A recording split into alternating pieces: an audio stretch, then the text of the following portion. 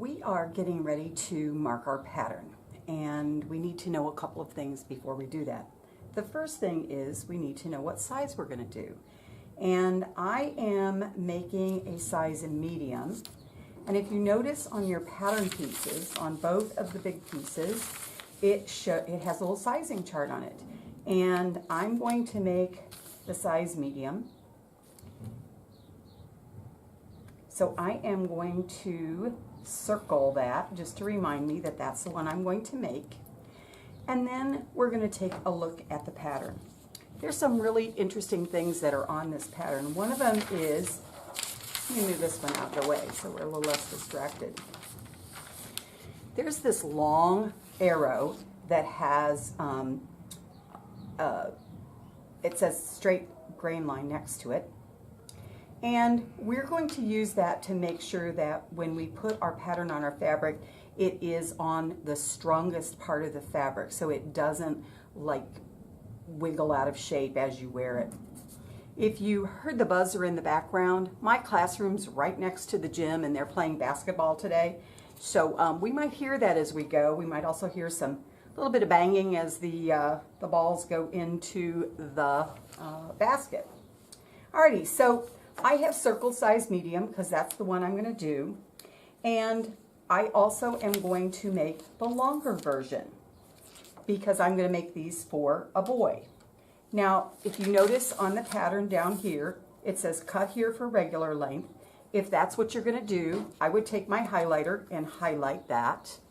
If you are going to do the extra long length, I would take my highlighter and mark that, just so that we remember that that's what we're going to do, is the extra long length.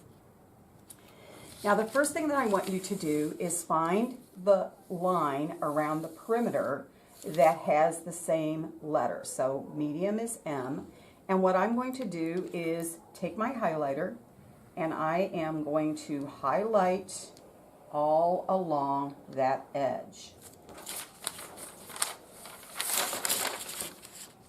I'm going to go completely around the perimeter.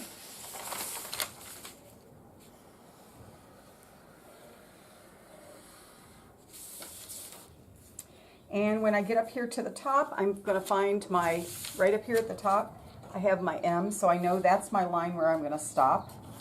So I'm going to highlight down this side, meet up the other line.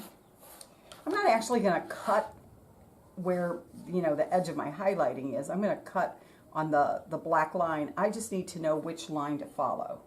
So then I'm going to go across the top here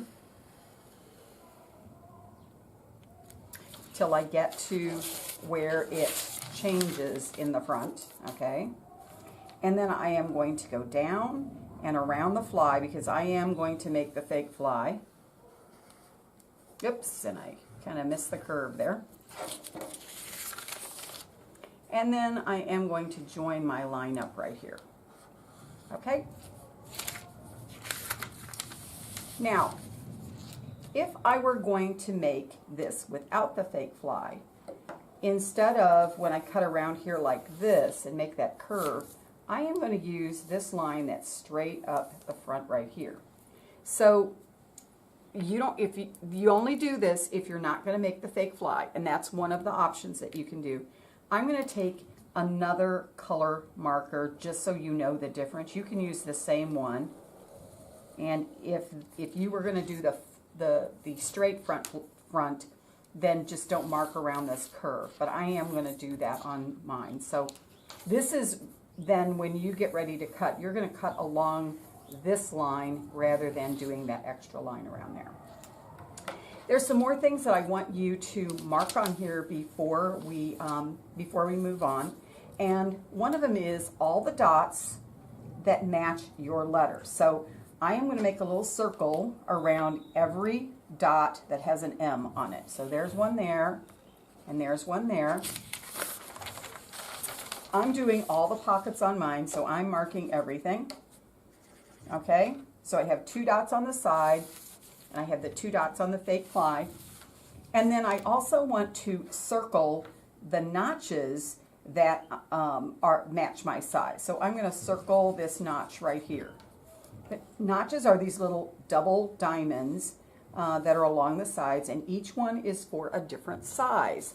And you're going to only cut around the one that matches your size. You're going to ignore the other ones when we cut around there. So I have one there, and then I also have one on the inner leg seam that I have to match up. So that one right there. The last thing that I have to mark on the front, this is the front piece, and it's the most complicated one, is I want to mark the line for the fake fly. And this is going to be my top stitching line. And so I am going to mark that, and I'm giving it kind of a dashed line, but it's still marked along there. I know I'm not going to cut there. That is for marking later. Okay, this piece is done. I'm going to put it out of the way, and now let's take a look at the other ones. Let's do the pockets first. If you do the side pockets, these are the ones that go in the side seam, you need to mark these two dots right here because they match the dots that we already marked on the other one. So I'm going to circle those dots to remind myself to mark them. And I am also going to circle my notch because I don't want to cut that off. I want to cut around that. If you're doing the patch pocket, there's really nothing that you need to mark on here. And if you are doing, everybody has to do the back. It'd be kind of funny with no back on your shorts. We need to, again, do the same size.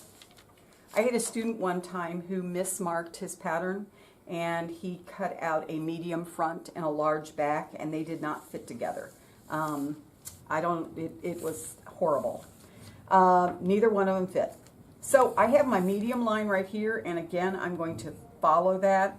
And if I were making shorts, I would come down here and make that little angle and go straight across here.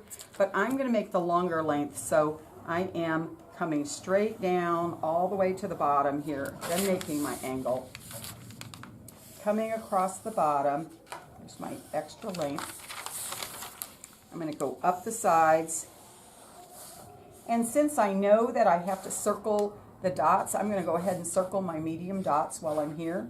I'm going to circle my medium notch while I'm here, and then I'm going to come up the side until I get to the medium line at the top. And then I am going to go the rest of the way around. Remember, circle your notches, and then I'm going to join this up in the back. All right? So that part is all marked. The one thing that I forgot to tell you is that because some people will have the same fabric, it's really important that we mark all of your pattern pieces. So we are going to put our names and our tote numbers, and I am using 148. So name